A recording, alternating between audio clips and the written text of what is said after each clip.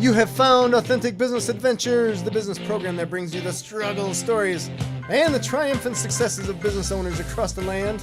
Authentic Business Adventures can be found on Facebook, LinkedIn, and all kinds of social media things on that fancy internet. We are coming to you from the Sun Prairie Community Radio Studios, underwritten by Bank of Sun Prairie. My name is James Cademan, business coach at Draw In Customers Business Coaching and author of the Bold Business book, available on Amazon. Today, we are welcoming / preparing to learn from Ryan Paulsrud of AlphaGraphics in Middleton. Ryan, how you feeling today? Good. How you doing? You know, I'm tip-top. I got an awesome business owner in front of me, and I get to interview you for the better part of an hour. So what could be better than that?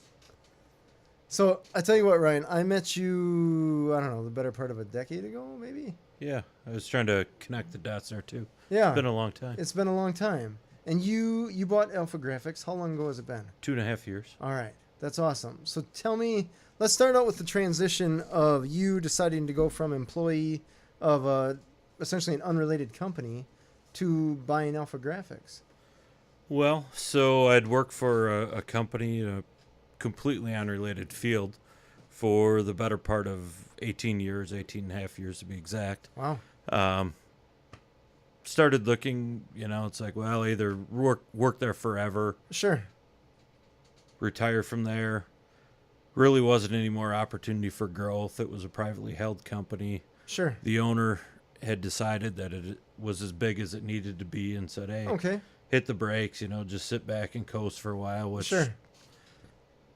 I had some piss and vinegar left in me. I didn't want to just sit there and coast. No, I get that. I'm always under the impression you should either grow or die. You're just like a tree when you're a business. So yeah. And, honestly, I'd been there 18 plus years. I need to probably get out of the way, allow younger generations upward mobility and growth. And so I started looking for a job, a career, a different position. And quickly realized that basically I already had about as good a job as I could have. Okay. In regards to pay and benefits and responsibilities. To pay. Okay. Yep. I'd started when the company was real young, helped build it through the years. Yeah. It was probably 20 times bigger. Sure. When I left than when I started. That's awesome. So, I had a lot of flexibility, a lot of mobility there, helped build a lot of the company. Okay. So to go and start at another company, even at the level I was at, right, would mean likely a step back. Sure. Gotcha. All right. And, I'd always kind of wanted to own a business and run a business, and really where I'd worked, I really did run it for the most part. Sure. Did a lot of the hiring, did a lot of the onboarding, created the departments, documented them. Sure. All right. The processes, procedures, everything there. Yeah. So I started going down the path looking, talked to my wife, and she said, yeah, I think you'd be a good business owner. Sure. So I started looking. It's like, well, do we start a business? Do we not? Right. I got family, a wife that worked part-time from home. Okay. Young kids. Sure. Starting a business maybe wasn't exactly in the cards just because we kind of needed an income. Mm-hmm. There's that, right? Need to hit the ground running. Right. You got a mortgage and things. So I started looking around and made a list of businesses, not of businesses, but of things. I knew I wanted to employ people that actually have a career. Okay. I wanted to not be a real big business, but not a real small. I didn't want to run a two-man shop where you're stuck doing everything. I wanted to actually have a team environment. So I started making a list and whittling it down, and the opportunity came up with AlphaGraphics Middleton, where it came up for sale, and started talking to the prior owner, and it went real good. It was real smooth. He was easy to work with. Oh, that's awesome. Kind of worked out real well, and actually, from start to finish, we transacted the whole deal in less than 20 days. Oh, you're kidding? That's incredible. So we're buying a business. Yeah. So negotiating price, getting everything, all that jazz. 20 days. Wow. Once I decided to buy it, of course. But well, there's that decision process, sir. We can go down that road in a bit, but I have to congratulate you for putting together a list of what you wanted before you actually found something. That's incredible. I mean, to know what you're looking for before you actually go out and look for it.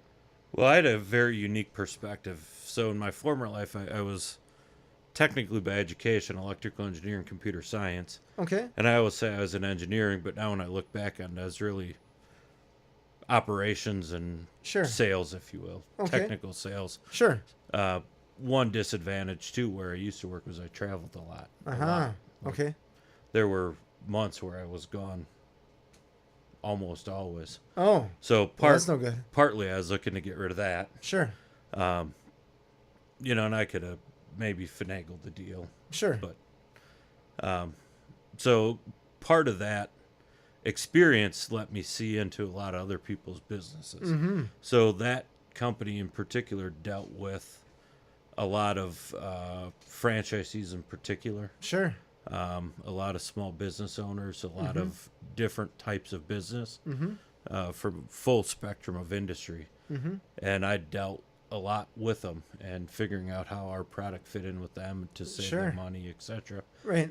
So it gave me kind of a unique perspective on what I was looking for and what I wasn't. You know, I'd learned a lot from the other people that maybe, I don't want to say made a mistake, but things they didn't like about what they were doing. Sure. And, you know, there were things on that list that even 5 years ago I would have never thought to put on that list. Sure. Until having a particular experience with a customer. Sure. That says, oh, wait, ding. Just getting I don't want to be this guy. Sure. Just getting the education through seeing how other people's lives are with the businesses that they own. Yeah, and the different types. And, you know, service versus food industry versus. Right. You know, part of that list was the industry as well. Right. You know, one important thing was actually make a tangible product, something somebody could hold, see. I didn't want to make vaporware. I didn't want to provide a service and a product. Is, you know, really two high things on my list. Sure. So that is incredible. That's super awesome that you say that. I think last week we just had someone, Chandra Miller, in here talking about Starting Block and all the software startups and stuff like that. So it's interesting to hear essentially the polar opposite of that you're looking to sell something that's tangible that people can hold in their hands. Yeah. So that's awesome. Totally get it. That's awesome. So then you decided, so you landed on this. So was AlphaGraphics just in the newspaper or in the broker section of some internet website thing, or where did you find it? Well, I can't give a plug, and I honestly can't remember the guy's name, but out of the blue one day, as I was going through this process, a business broker called me. Oh, really? And said, hey, you know, I sell businesses and blah, blah, blah. I work with different franchisees, work with franchisors. You know, we can help you start one. Sure. We can help you buy one. It could be privately held, this or that. I said, well, you know, your timing's actually pretty good. I'm just started down the path of that. And, you know, kind of looking for different businesses, and he's the one that actually clued me in. Oh, really? To this business in particular, coming up for sale. At this moment, when he called you, you were an employee still? Yes. All right. So he just cold called you out of the blue? Well, I don't know that he exactly cold called me. I think they use a bit of technology with LinkedIn and things like that to kind of... So they saw you digging some holes. Probably. Okay. I probably tripped some algorithms, I'm guessing. Okay, gotcha. Based on, you know, searches I was doing and whatever else. Gotcha. Okay. Yeah. Okay, Big Brother's watching. Yeah. And sometimes it helps. Okay. Well, that's data. I mean, sure. Right. It's the world we're in. Right. Indeed. Totally indeed. So, okay, so he calls you up. He says, hey, this AlphaGraphics place is up for sale.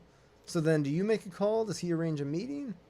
So AlphaGraphics is a franchise. Sure. They're all independently owned franchises. Okay. So the first thing I did, instead of engaging with the business owner directly, is I actually engaged with the franchisee. Ah, okay. And went out and saw their headquarters and sat down and learned what they were all about. Sure. And I actually had to become certified even. So they had to... Certified through AlphaGraphics? Well, I had to be approved. Okay. AGU. All right. Yeah. Well, you know, they just want to make sure that you're capable of running the business. Sure. That's fair. You know, so you submit resume and you go through personality tests. And sure. You meet with their staff and their marketing and different people. Oh, really? Jump through hoops and they qualify you as, you know, this person would be a good candidate. Sure. To own a business and own and operate in AlphaGraphics. To make sure that their individual franchise, that even though you would own it, they don't want it folding because then it looks bad on them. Right. And so when they try to sell other franchises, they're like, hey, this guy in Middleton really dropped the ball. Yeah, and I mean, obviously they don't want it folding. They don't want the brand misrepresented. They want it to... Sure, that makes sense. So then once I got the I guess, the approval from them, I engaged the local owner and, Okay. went through the finances and small business loans and that. Sure. And made sure we had all that in order, and then went in negotiation processes. Nice. So what was the guy's reason for getting out of it? Was just he was getting older, or he was just getting sick of it, or? Well, yeah, I mean, he had owned another business for a lot of years. Okay. And this was their second business. Him and his wife ran it. His wife had some medical issues that was preventing them from maybe spending as much time there as they wanted to. Sure. And yeah, I mean, he was getting older as well. Just okay. It's time to move on. And, sure, it's time. Yeah. Nothing's forever, right? Nope. That's awesome. And he had owned it almost 15 years. I mean. Oh, okay. So a while. Anything more than 5 years in business, and I'm like, whoa, there must be something crazy good, or you just don't know how to leave. One of the two. So that's awesome. Okay. So how big is AlphaGraphics? We talking employee-wise? There's 14 employees. Okay, so it's a decent-sized company. Yep. All right. And then you produce most of what you sell in-house? Almost everything. Okay. So AlphaGraphics as a whole, as the franchisee, there's a lot of different things that can be done. Sure. There's an AlphaGraphics downtown. Okay. They specialize in more legal services, things of that nature. They're more specialized. Keep to what they do. We're in Middleton. We have a much larger facility. We specialize in a little bit of everything. Okay. We have a lot more equipment. Okay. Large format, grand format. Sure. So when you're offset, talking digital, anything in between. Okay. So when you bought this business, quite a big chunk of it was asset. Yeah, a big chunk of it was assets. We hit the ground running. We actually took on about 25% more when we bought it. The landlord that owned the building, there was another chunk available. So we signed on for that as well, and immediately added 25% more in space. Cause holy cow. So you bought the business and you're like, kick down this wall. We're going to make stuff happen here. Yeah, it had about maxed out and what it could do. Sure. From a space standpoint. And it was available, and it's like, well, there's no better time than the present. Sure, that's awesome. And I knew we needed to make it grow. Okay. So very cool. You want to see your business grow, so sometimes you got to expand. That's awesome. And it worked out well with the space that you were in? Yeah. All right. It worked out real well. Nice. So then I imagine a bigger portion of that, maybe there's assets, and then there's also the goodwill portion. Yep. Was there ever any challenge in trying to value that? There was a little. Like I said, the former owner was pretty easy to deal with. Okay. We got along real well, actually. The way we view things, the way we approach sales, running a business is very similar. Very similar mindset. So, made the negotiation quite straightforward. Okay. So just to clarify, how long was this thing on the market then before you jumped on there? I think about a year. Oh, well, okay. So it was a little while. Yeah. All right. Interesting. Yeah. That's a big deal. You made it sound like it was just a few weeks. This thing's on the market and sold like houses now, right? Well, so he had it on there, but I don't think he was real serious about it. Gotcha. Okay. So it was available, but... It was available. I had actually known about it before. Oh, gotcha. Okay. Just didn't seriously look at it that much because the price was a little higher than I thought it probably should be. Gotcha. Okay. But he had, before me even contacting, had dropped the price to what was a good a good reasonable value for it. Sure. To me, he's getting a lot more serious selling wise. So sure. Timing just worked out. I mean, literally like days before I contacted him, he had done that. So oh, nice. Okay. Just timing wise, it worked out wonderfully. Gotcha. Super cool. So did you have to get a loan to buy the thing? It's actually seller financed because awesome. of the whole 20-day term. Yep. Nice. Yeah, banks There's don't that work as that well. fast. No. So no, I was told 6 week minimum, and that's if stars align from beginning to end, which probably never happens or rarely enough. Okay. So we don't have to go down the whole road of was it tough to get a loan? Seller wants to get rid of it. He trusts you, so it's all good. Was there any time that he stuck with you for a transition period or anything like that? Yeah, we wrote into the contract a 1 month transition period. Sure. Part of that was because honestly, the first 2 weeks I was really gone. Oh. So Gone. AGI, AlphaGraphics Incorporated, trains all their new owners. Uh-huh. So I was at the headquarters learning about the industry and whatever. So sure. somebody had to be there to run the business. All right. And actually, he still works for us. He's a great asset to the company. Well, that's he works awesome. part-time, and as he puts it, when the weather isn't good enough to golf. That's awesome. We have plenty of work, and he obviously knows the business inside out. Right. He does a real good job. We do a lot of real specialized projects. Okay. And he's a real good person to stick on those. As kind of a gatekeeper, project management type role. Sales, whatever you want to call it. Just the more not transitional or transactional, but more in-depth projects. So gotcha. It works out real well. Nice. That's very cool. So working, I guess let's go back to your wife, right? You said, hey, honey, I've been at this job for 18 years. I'm going to be leaving, thinking of just buying a business, starting a business, something like that. When you actually found this one where it was actually starting to become real, was there ever any doubt with her, or was she like, oh, this is cool? Yeah, not too much. She did make me attend a seminar through the University of Wisconsin that I can't remember what it's called, but something through the adult educational life extension. Come in for a couple of days, learn what you should do for your second career. Okay. Type thing. And actually going through that, the results were overwhelmingly, hey, you should be a business owner. You should be doing this. You should be doing that. Oh, nice. All right. I think that put her mind at ease a bit. Sure. That's all right. It's a security thing. My wife's got that as well. She wants that solid ground or solid foundation, at least the most that you can have being married to an entrepreneur. So you have a couple kids. They're younger-ish. Younger-ish. So them, I guess, was there ever any challenges dealing with them? Yeah, not really. Business? Not really. They were excited. Okay. Being a business owner, you work a lot. I worked a lot before that. I was a workaholic. Sure. And as I mentioned, I traveled quite a bit, so it's probably better. It is better. Daddy's home, so it's all good. I probably don't put it in any fewer hours. Sure. But, they'll be at the office and hang out, and they'll help with stuff. And nice. So it works out pretty well. All right. A few years they'll be working for you, so it's all good. Actually, my oldest just kind of sort of started working for us. Now we've been busy, and Oh, that's awesome. He likes to come to work, and I said, well, you can't just sit here and play on your phone all day. Right. So if you come, you actually have to do stuff, Sure. Sweeping the floor and whatever. All right. So recently I just stuck him in bindery and had him doing some manual labor, basically. Sure.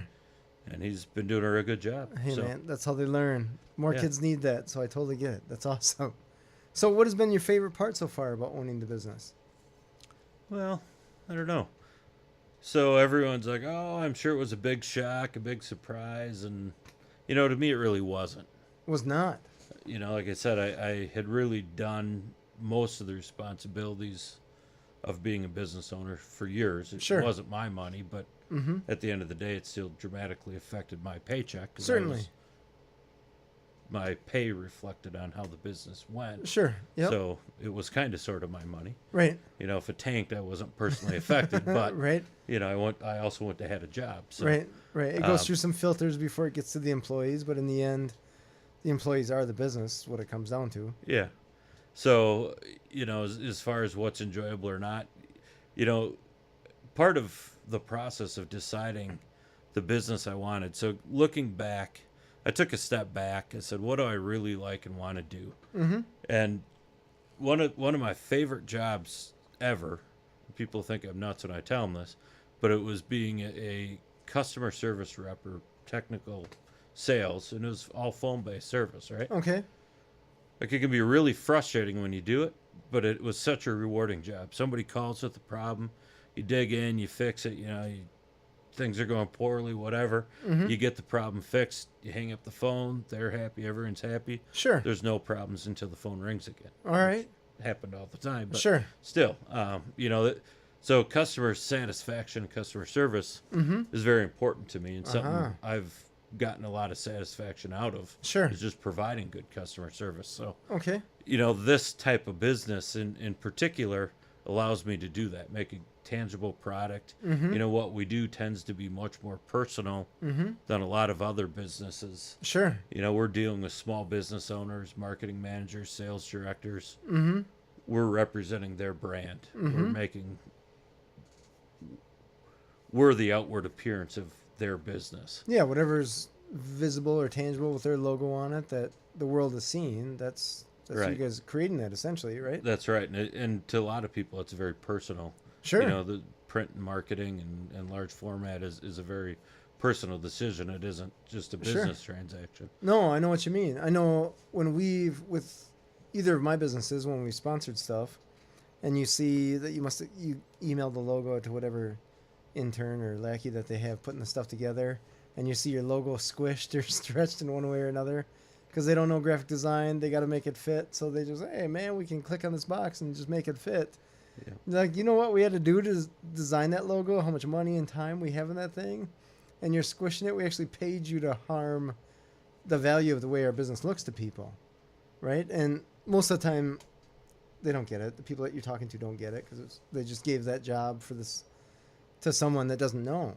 Yeah. So it's interesting how protective people should be, business owners should be of their logo and their name and stuff like that, because it's huge. Yeah. It's their brand. It's the representation of the entity of their business. So That's right. It's a huge deal. I see you got, I guess we're both tagged here, right? Yeah. Always representing. I always have the. Yep. I always say that my wife's still like, do you have any shirts that aren't tagged? I'm like, well, if I do, it's probably time I tag them. Yeah. So every once in a while, like we were on vacation a couple of weeks ago, and I'm like, oh, it's kind of nice to wear a shirt that doesn't say AlphaGraphics Middleton on You it. just feel like the handcuffs are off for a little bit. Yeah. But A little ounce of freedom. yeah, maybe drive around. Your vehicles are all branded, and everything yeah. you do is all Oh, yeah. branded everywhere, always. Yep. But So- that's the name of the game, right? Raising is. awareness, because raising awareness will or should lead to customers. Yep. Be in Customer- front of people. Lead to paycheck. And paycheck, you can help pay your employees and all that jazz. So you're just growing your business by driving around. Maybe not indefinitely, but you know what I mean. Yeah. Yeah, so I get it. I totally understand what you mean, though, how you feel like the shackles are off when you wear just a normal shirt. Yeah. Take the wife's car and put on a T-shirt. You're like, Sure. "Oh, nobody knows who I am." Freedom! But then you go someplace and people know who you are anyway. Sure, so- that's all right. That's all right. So you have 14 employees. Yeah. The employees stick around with you once you bought the business? Yeah. Actually, all of them stuck around. And, Okay. You know, the deal I worked out with them, basically, I said, well, what you had here with the former owner was a successful business. Things were working. We're not going to change anything. Sure. I'll take, we'll honor the vacation, the sick time. We'll keep the pay, everything exactly where it is. Sure. 3 months from now, we're going to take and reevaluate that. Okay. And we'll take a look at it. To make sure that you guys are cash flowing, okay, essentially. Yeah, make right? sure it's cash flowing, and Right. And actually, there were a few employees that were really severely underpaid that we bumped up and paid them fair, more fair wages to. Nice. But they were happy about that? Yeah, they were happy. I've always been a big believer in paying somebody a fair wage, and Sure. That everyone has a point where they're happy Mm-hmm. and where they can exist, and Mm-hmm. not always be struggling, and you gotta. I want to employ people that are in that spot where they're happy and Totally understand. Yeah. that all their basic needs are being met. And, Mm-hmm. I was just talking to a student of mine earlier, I should say later last week, and she's talking about her business that she wants to make and all this jazz. We're going through a little business plan. And I started out like you figure out what you want and then find a business that fits that. I said, what do you want in regards to pay? And she's like, I want to make $1 million a year. And I'm like, that's cool. That's great. The business that she was thinking of starting, there's no way that she'd be making $1 million a year. Definitely not off the bat. Maybe in a decade or something like that. Just the margins were not there. So I said, realistically, I don't care how much money you're making now, but I'm guessing that you're nowhere near $1 million now. So what if you made $80,000 a year? And her eyes lit up, and she's like, oh, I'd be happy with $80,000 a year. So I'm like, well, the difference between $80,000 and $1 million is a huge gap. $80,000 making that from a business is something that you can pretty reasonably do. yeah, Even relatively quickly. $1 million, now you got a different story, right? Especially when she's talking less than 3 employees. Yeah. That'd be a tough nut unless you're Instagram or something like that. Right? Yeah, I'm not sure how you could make $1 million a year with I don't know. less than 3 employees. So we did some numbers and just rolled through that, and I'm like, okay, the numbers that you gave me in regards to the number of customers, the number of transactions, the average dollar amount per transaction, she'd be bringing in 400,000-ish per year just in revenue alone. And so we can't pull $1 million out of $400-ish thousand, right? The numbers are backwards. $80,000, you can probably wrestle with the numbers a little bit to find that over the course of a year or two. Like, oh, okay, I'm happy with that. Great. So it's like the mindset of being rich or satisfied can often be challenged, I guess, by people just assuming, oh, $1 million, that's a big number, let's run with that. When there's nothing wrong with chasing $1 million, but do you really need it? Or even if you're making 20 now, if you're making 40 or 60 or 80, then you'd be on the verge of gleeful. Yeah. Right? So. And the more you make, to some extent, the more complicated your life becomes. Definitely, more money, more problems, right? Yeah, the more complicated your business is. And sure. There's definite points and transition points in a business where it becomes substantially more difficult. Sure. Not difficult, just more challenging. No, I totally understand. Yeah, there's different rules come into play and different opportunities. Yeah. But yeah, totally understand. Sales taxes in different states and different levels of there's. Yeah. So your relationship with the employees now, would you say it's good? Yeah, I think it's great. Okay.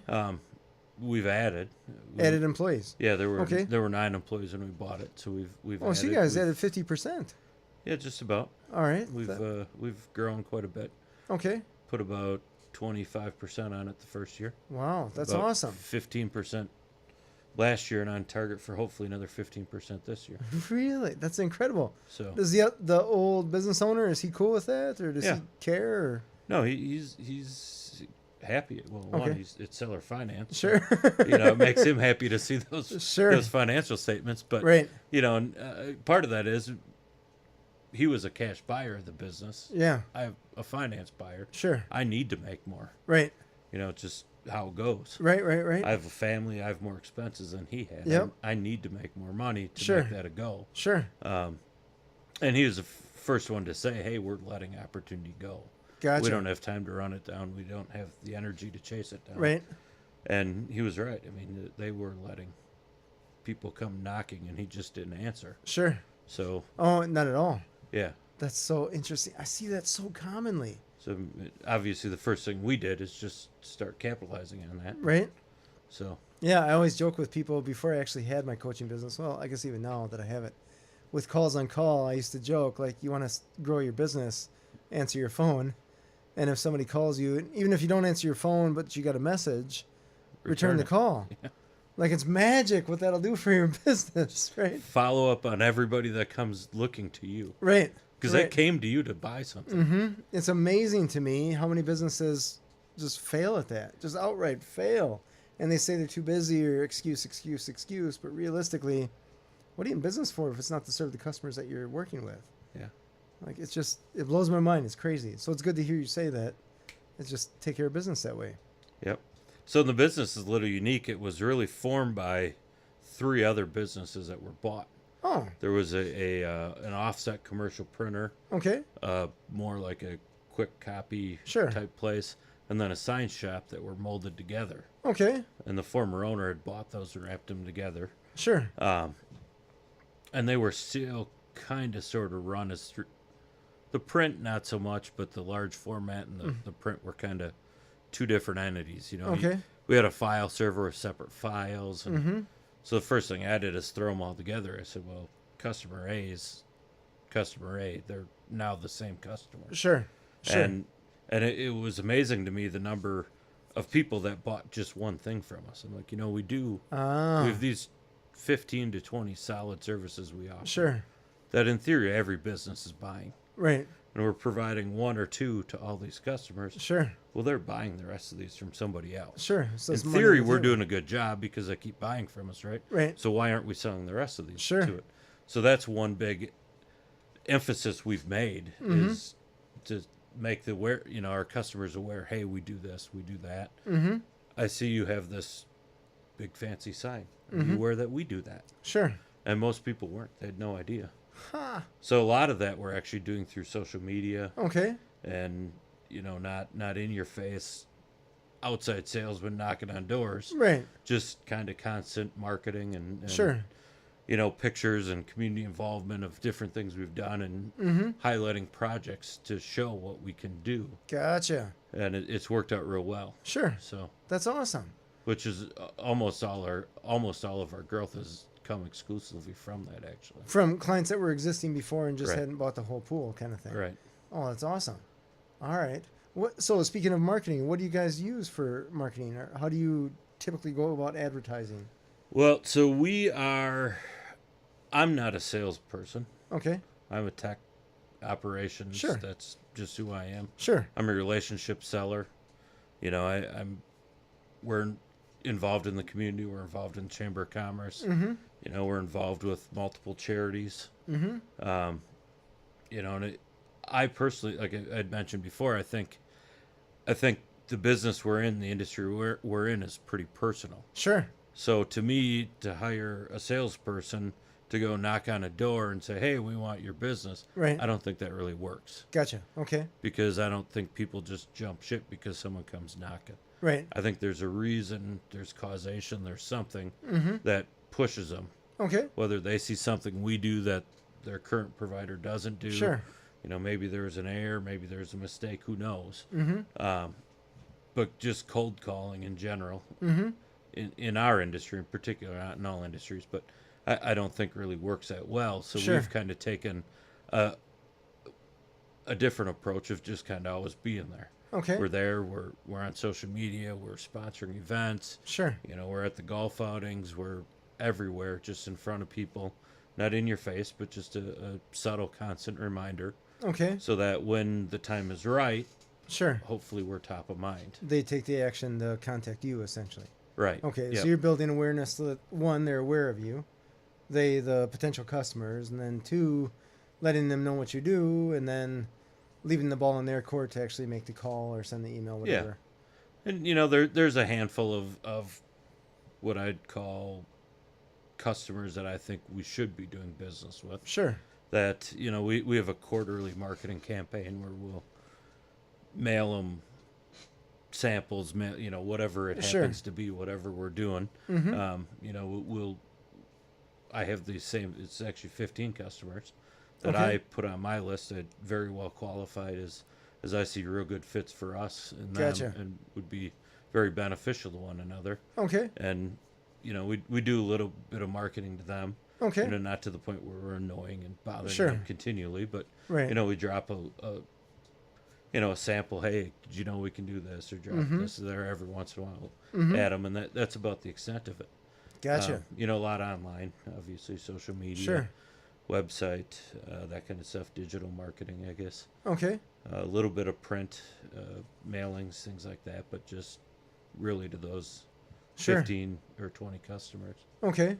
You you raised a couple of good points there, and I wanna go down a few rabbit holes if you don't mind. One, let's talk about the website, because website for a print shop. I used to work at a print shop years ago. Nothing to your scale. It was tiny. I still got a buddy of mine that actually owns it. He bought a job. It's a 2-person shop, and he's one of the persons. But he's been in that business forever. So it's interesting. I want to talk about that a little bit, because they had to deal with a website where when people upload files, they had to have something on their website so that people could upload these files, because sometimes those files can get pretty big. Yep. So you need a way for technology to take care of that. And even for a small shop, that's the thing you got to have. Yeah, you have to be up to speed. So we're a big believer in, well, me in particular, in technology and efficiency. We run XMPi. We have a web to print platform. Okay. XMPi is the provider of it. Gotcha. We also have a website where you can upload files and Okay. request quotes and obviously look at projects and things like that Sure. as well. Mm-hmm. But yeah, I mean, I'm a big proponent in technology. That's the way the business is going. It's the way Sure. the industry is going. Mm-hmm. Variable data printing. Personalized marketing content. Yeah, that stuff is cool. Yeah, I mean that's where you really got to be. Sure. You know, the day of just mailing 50 or 100,000 postcards to every address, that doesn't get you customers. Sure. You have to do your research. You have to know. You have to have a targeted audience. So with the use of technology and print, you have a lot better rate. Sure. And at the end of the day, it costs you a lot less. Sure. Because you're not mailing 50,000. You're mailing 50. Yeah, or 200. But, sure. You know, of the 200, 50% are really happy they got it. Like they were wanting this. They're like, oh, it's like they read my mind. They gave me something I wanted. Yep. And the other 50% aren't upset about getting it. They don't view it as junk mail. It's something relevant, something they're interested in, something they want to know more about. You know, and that's really the shift in the change. Sure. In our industry is you know, being able to tie the technology in with the print and the everything else. You know, and print's tactile. Definitely. So there's something special about being able to feel it and touch it and look at it. Everybody likes getting a letter until they open the envelope and see necessarily what the letter's from. But I remember even as a kid, I was excited to get mail, even if it was junk mail. Maybe I was just bored as a kid or something like that. But I remember they had this book.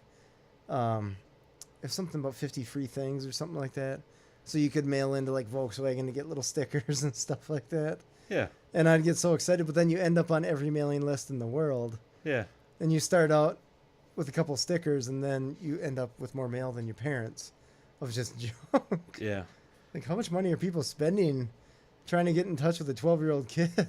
Well, see, I think that actually started out as a really good idea because that kid is mailing in, he's getting Volkswagen stickers, he's getting this and that. Yep. So then the parents and the other adults see that brand and there's recognition there. Absolutely. They're used to seeing it. So when it comes time, they're like, hey, what's that company that gives my kid the stickers? Sure. We should go look at them. Yep. But I think most of those companies erred on the side if they start selling it. Yep. And then, you know, you get too much mail and too much tons. garbage that you don't want, basically. That's interesting. So then let's continue down the website thing, because when we talk website, you got your website, other businesses have their website, but now you get into stuff like Vistaprint and other companies that you have to deal with. So is that a challenge, or are they just another facet that you don't really compete because customer service doesn't exist with them? Well, I mean, that's part of it. So there are two different, in my mind, buyers. Okay. There's the one that's concentrated and focused on price only. Sure. And then there's one that wants a good quality product. Okay. You know, honestly, if you really compare us apples to apples with the Vistaprints and this and that, they always have some loss leader, a $9 business card or whatever. But if you, honest to God, put a true price comparison, we're really not more expensive. Sure. You know, we're very, very competitively priced. And our service is much better. Something goes wrong, we're there, we fix it, we're going to stand behind it. Sure. You know, we don't just print whatever somebody uploads. You know, you'd mentioned a logo that's squished or, you know, we're going to bring up and say, hey, you know, this doesn't look right. Right. It's out of proportion. It's grainy. It's whatever the case is. They'll just print whatever they give them, and it's your problem. Right. We're sorry, but it's uploaded. You know, you provided us. Sure. You know, so and it's awful nice to be able to have somebody to talk to when things go wrong. Definitely. In any business. Yeah. Regardless what you're selling. I half joke with my staff. I said, you know, some of the best new customers we have are customers where we've made a little mistake on the first order. And it gave us the opportunity to show them how good we are at customer service. I said, I think part of me thinks we should just mess up the first order of all customers so we can show how good a job we're going to do and how we're going to take care of them. It's the new Coke formula, right? Yeah, maybe. I don't know, but tweak it a little bit and then watch your sales boom. That's awesome. That's super cool. Let me see here. I got a couple other questions that I want to ask you.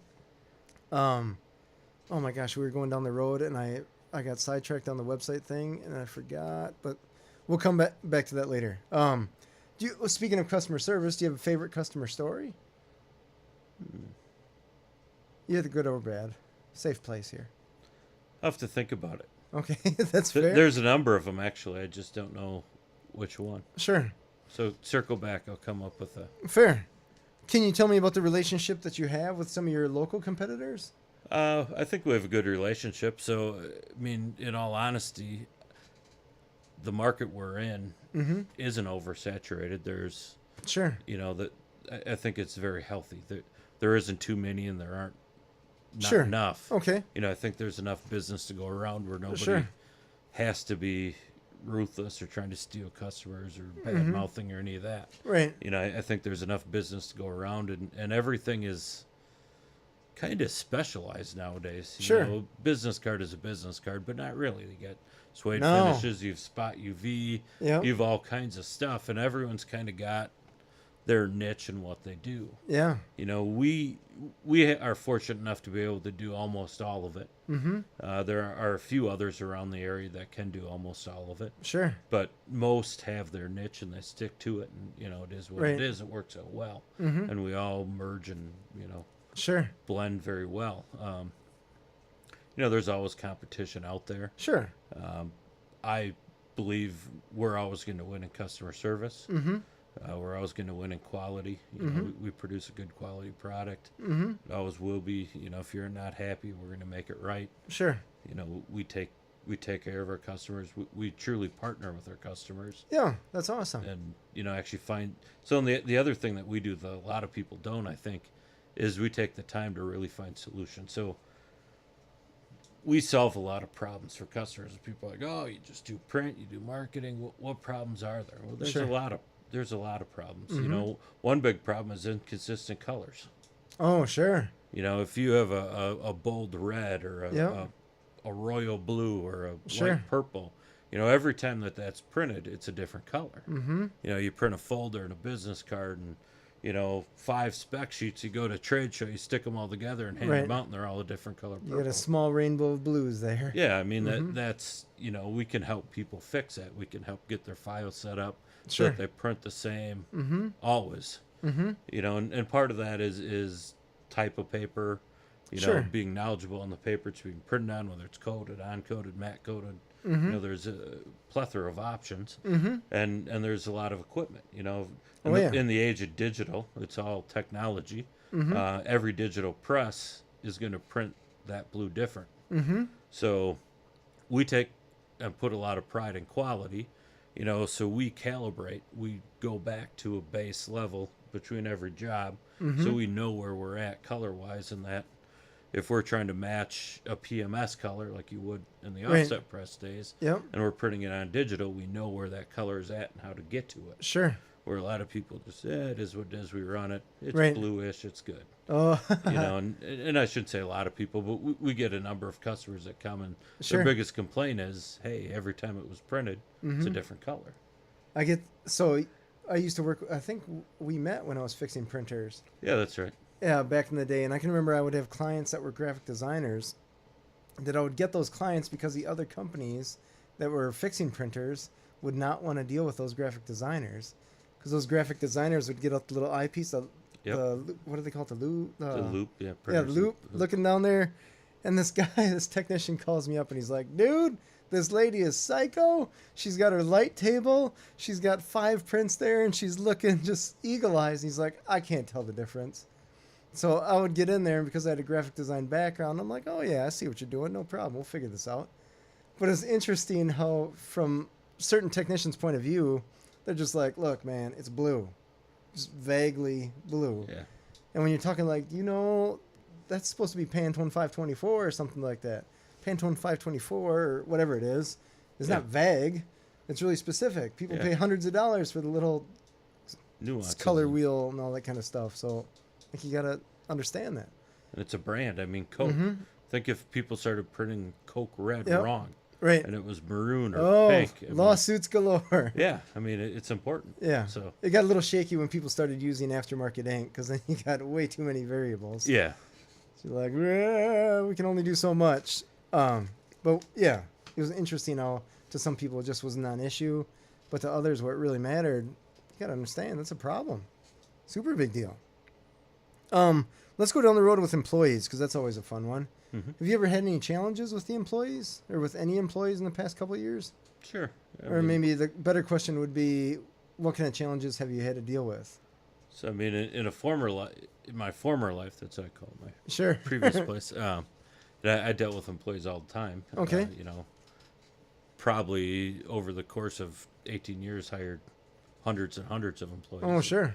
Was the main point of contact for most of them. Mm-hmm. There was no official HR department. It was basically me. Oh, really? That dealt with them and all the problems that come up, and all the good things that come up. So the hiring, the firing, all the stuff in between. You didn't show up for work for 3 days. Sure. We have to show up every day. That kind of stuff. We're so picky. Yeah. Yeah, the schedule is every day, not when you feel like it. Right. And now obviously I've same challenges with employees. I shouldn't say the same challenges. Our employees are great. That's really what makes our product great. Sure. They all do a really good job. The employees are the most valuable part of the business, in my opinion. Hugely. We have equipment. We have a lot of money in equipment and whatever else, but without somebody that knows what they're doing and somebody that cares to run it, you aren't going to get a quality product. Right, so, definitely. Employees are always challenging in both a good and a bad way. There's always people out there looking to, when they see a good employee. The biggest challenge I have is honestly, we have good employees, and there's always people out there looking to take them from you. Yeah, the snipers. Yep. And it is what it is. It's a part of being a business owner or manager for that part. Anybody's life, you have good people. Other people are gonna want them. And you don't really want to employ people that other people don't want. So no, not at all. Yeah, you do not want people that other people don't want. Yeah, so I mean, it's just something you got to deal with. Right. So that's probably the biggest challenge. Sure. And we offer a lot of unique benefits. Okay. To try and offset that, obviously you have to have the basics, health insurance, dental, whatever. Sure. We have bonus plans and referral plans, and just overall personal time. Whether your kid's sick or you want to go to their, your son's choir concert in the middle. I mean, things like that, in my opinion, are what makes a good employee stay or helps a good employee stay is being flexible and making sure that, they have a job, but more so now than ever in today's world, personal life interferes with jobs. Sure. And being sincere and understanding and, you have to work together. They have to get their job done. Right. But you also have to allow them to spend time with their family and be happy at a personal level too. And that's probably the biggest challenge, is striking that or helping.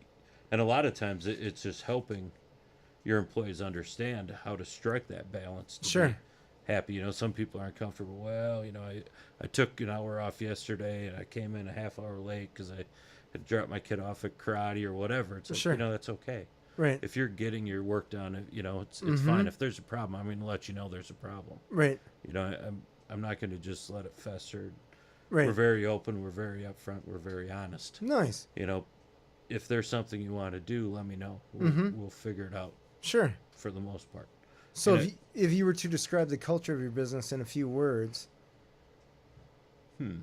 what would you say? Would it be open, or would it be happy, or would it be professional, or I guess what comes to mind? It would be casual chaos. Okay. Casual chaos. So we're quite laid back. Okay. In the dress, blue jeans, Sure. Quite laid back, and I got to come in a half hour late, whatever, take an extra hour lunch. But chaotic in the standpoint of just the industry we're in, where it's very busy, it's very quick turn, it's very short, very demanding. Yeah. Which is good and it's bad. Totally. It's really good because you're never doing the same thing. Right. Twice, never. I mean, it's always different. It's always fun. Yep. You aren't going to get bored. No. So, I mean, casual chaos is... Sure. That's what fair. I'm going with. That's fair. You remind me of that the scene in American Psycho where the guy's looking at the business cards in the meeting. I don't know if you ever saw the movie. It was a long time ago when I saw it. So it's interesting. I just saw that scene not that long ago. And the guy's looking at the business card and he's talking about the font and the type of paper. And I think this was mid-90s, something like that, when the movie came out. And I was thinking the different business cards that he was looking at of all the people at this table. none of them had die cuts or like the metal business cards or the plastic business cards or the plethora of different options that they have now. It's kind of interesting because this guy's looking at all the business cards saying, oh, these are fancy business cards. And I'm like, if you looked at business cards now, those are the most boring business cards in the world you could possibly have. Yeah, that's right. Business cards have come a long ways. No, my gosh, you can do so much stuff with them. Yep. So I imagine half the fun of your job, or maybe not half the fun, but I imagine a lot of the fun is just introducing what you can do to some of the people that come to you for what they don't know, right? They're coming to you for a business card, and you're like, well, we got the whole catalog here. What kind of impression are you trying to make with people? Yeah, so I mean that is actually quite enjoyable. You know, Sure. A lot of people come to us because they're like, well, we have a business card. You know, Sure. It's white. It's got some color on it. It's got Right. our logo. Mm-hmm. It's got my name. Mm-hmm. But there, like you said, there's so many things you could do. Yeah. You know, die cut, Right. wood, plastic, metal. Mhm. I mean, you name it. Fun. And, Fun stuff. You know, a lot of that people get really excited about it, and it can really help your business stand apart. Mm-hmm. You know, and a lot of that stuff with the modern world and the digital equipment that's out nowadays, a lot of that's reasonably priced too. Yeah. Yep. You know, and even as soon as 10 years ago, some of the stuff would, unless you're running 100,000 plus quantities, Right. Yeah. the price was so astronomical. But now, you know, our standard digital color press has fifth color. It's got clear. It's got white. You know, it's got Nice. There's a lot of stuff that you can do. Sure. And you know, you can run 500 business cards and have them be spectacular Sure. and not cost a ridiculous Sure. amount of money. Just printing white alone has got to be a huge deal. Yeah, it's pretty neat. You know, people are like, oh, white's easy. Well, white actually isn't easy. No. White's real hard to print, actually. Right. So, Yeah. That's incredible. And to actually have white come out as white. Mm-hmm. Yeah, not off gray or cream Yeah. or something like that. Yeah. Sure. So, tell me a little story in regards to the equipment, because I know you run it's got to be just capital intensive as far as new machines go.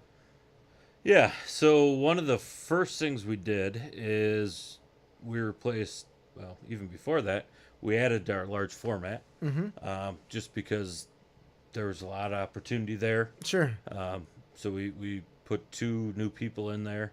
We added some equipment. We gave them some more capacity. You're talking about doing poster size or how big? No, is like billboard size, like billboard size? Okay. vehicle wraps. Oh, gotcha. Okay. You know, semi wraps, truck Sure. wraps, Okay. large format. Huge, large format. Yeah, Okay. wall wraps, things like that. All right. So one of the very first things we did is add to that department to give them more equipment, Sure. better equipment, more efficient. There's a lot of inefficiencies with doing stuff by hand and Sure. things that just, you know, it was getting done, but it wasn't getting done as efficiently as it could, and it Sure.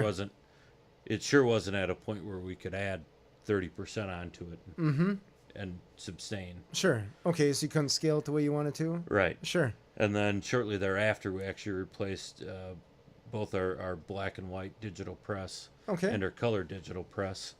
The black and white just, frankly, because it was old. Okay. There was nothing really wrong with it per se. Sure. Just couldn't get parts. It was breaking down. It was just becoming to the point where Sure. it needed to be replaced. It's more headache than it was worth. It was. I mean, it had lived its life. It had like 10.5 million clicks. It was. it was time to go. Sure. And the color we had was actually fairly new, but it just wasn't producing the quality that needed to be produced. The color wasn't there. We couldn't replicate colors. We couldn't match colors. The alignments weren't there. Things Sure. that come, you know, and we could get it there, but we'd have to spend a lot of time. Gotcha. You know, when I have a guy spending 20 minutes lining up business cards to print straight, and then another 10 trying to get the color right, that's you can't. You can't do that. So we replaced that equipment. Gotcha. We recently added a couple other digital presses as well. Okay. Just for capacity. Sure. So. That's awesome. So you've been adding equipment and maintaining and growing the business as you go. Yep. And we, you know, added a little to the offset, added some efficiencies in there as well. Okay. Different plate maker that produces a better plate. Nice. Things of that nature. All right. So you just jumped in Good or and bad. running with, that's awesome to hear. So last question I got for you is, if you had a piece of advice for someone that was considering buying a business, what would you tell them? Make sure you get along with the former owner. Ah, huge. That's awesome advice. I like that. Because that'll make or break the deal. Number one, if you don't, the negotiating is going to be tough, and you likely aren't going to get the kind of deal you need to be able to. And if it's a small business, really, the former owner was a big part of that business. Huge. So if you and he see things entirely differently, that means that likely that customer base that comes from him isn't going to be your customer base. Yep. They're going to enjoy your relationship with a different type of personality. Yeah, it's interesting you say that. I was just talking with a client of mine that was in the process of buying a business, and I'm like, you got to make sure you get along with this guy, because there's going to come a time when you're like, hey, what's that password for X, Y, and Z that you didn't realize at the time of closing that you needed? That guy's going to have that, or hopefully has that. That you have to have that good relationship, otherwise. And customers are used to dealing with that type of personality too. And if you come in and you're a 180-degree personality, that retention likely isn't going to be there. Huge. That's awesome. Smart information. I love it, Ryan. Well, I appreciate you coming in. Appreciate you having me. This has been Authentic Business Adventures, the business program that brings you the struggle stories and triumphant successes of business owners across the land. We have come to you from the Sun Prairie Community Studios, underwritten by Bank of Sun Prairie. My name is James Kateman, business coach at Draw In Customers Business Coaching and author of the Bold Business book that is available on Amazon. We'd like to thank you, our wonderful listeners, and our guest, Ryan Paulsrud of AlphaGraphics Middleton. Ryan, quick, we didn't say, what's the website? AlphaGraphicsMiddleton.com. That couldn't be any easier. Okay, AlphaGraphicsMiddleton.com. Find us airing on 103.5 Wednesdays at 6 p.m. and Sundays at 2 p.m., as well as at sunprairiemediacenter.com. We can also be found morning, noon, and night at the podcast link on drawincustomers.com. Thank you for listening. We will see you next week. I want you to stay awesome and by all means, enjoy your business.